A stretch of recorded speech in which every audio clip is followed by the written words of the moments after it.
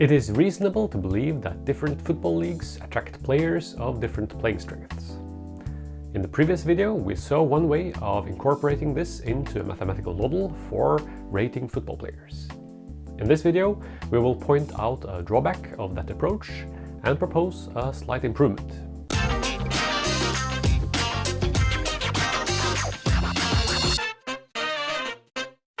Hi there, my name is Lars Magnus, and on this YouTube channel you will find videos describing the development of mathematical models to rate football players. In this particular video, we will continue our discussion about how different leagues should be expected to have players of different quality.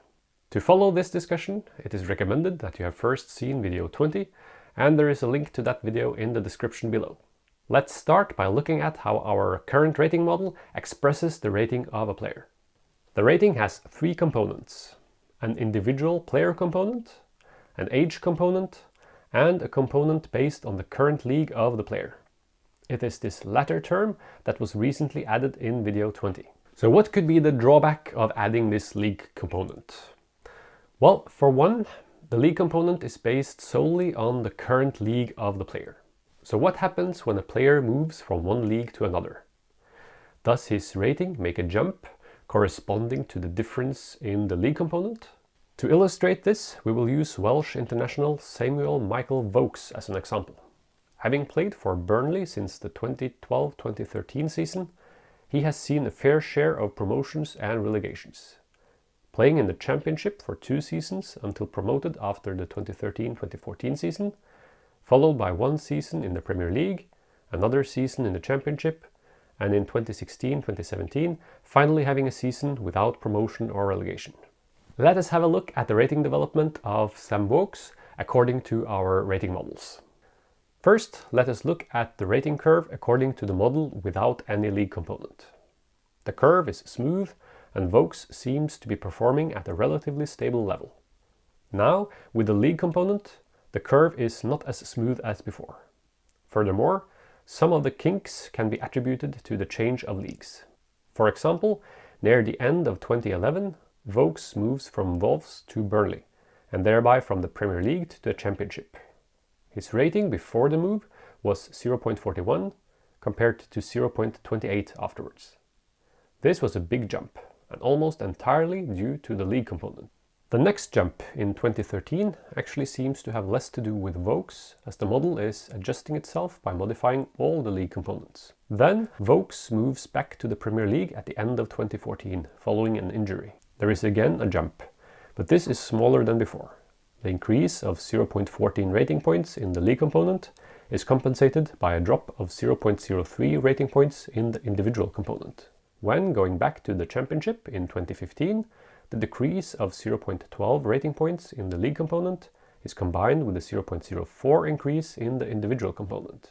Finally, returning to the Premier League in 2016, the increase of 0.14 rating points in the league component is accompanied by a drop of 0.07 points in the individual component. The picture is quite clear.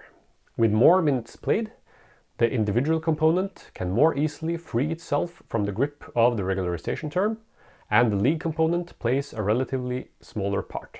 However, in the beginning of a player's career, the league component may be overwhelming. Nevertheless, our framework for evaluating rating systems suggests that adding the league component is an overall improvement. Now that we have seen a drawback of adding the league component, namely that the rating of players may make jumps when moving from one league to another, is there anything we can do to improve the method? Well, instead of including just the most recent league for each player, what if we include up to the 2 most recent leagues for each player? This seems to give an additional improvement of the ability to predict match outcomes based on the ratings of players involved. When considering Sam Vokes, it also smooths out quite a few of the jumps that we previously saw in his rating graph. 2 is an arbitrary number for the number of leagues to consider. How if we try to add components for all leagues in which a player has appeared, each with equal weight? This gives an additional improvement of the prediction quality, but for Sam Vokes, the rating graph does not really change with this particular adjustment. 2 more attempts at improving the rating model are worth mentioning at this point. First, looking through the overall rating method again and considering the changes made in the evaluation framework, some additional adjustments were made. such as changing the way the home field advantage is calculated, resulting in an additional minor improvement of the performance of the rating model. Second, the current rating model is based on adjusting for the duration of a segment by multiplying the goal difference of a segment by 90 divided by the duration. The new evaluation framework, however, suggests that in its purest form, plus-minus ratings are better when instead multiplying the player coefficients by the duration divided by 90. It turns out that this is mostly cancelled out when setting different segment weights, so that when we consider a model including all the components, segment weights, home field advantage, red card variables, age adjustments, and league components, both types of duration adjustments seem to work equally well. So, to recap, by allowing the player ratings to be expressed by more than one league component, we reduce the problem of player ratings jumping up or down when players move from one league to another.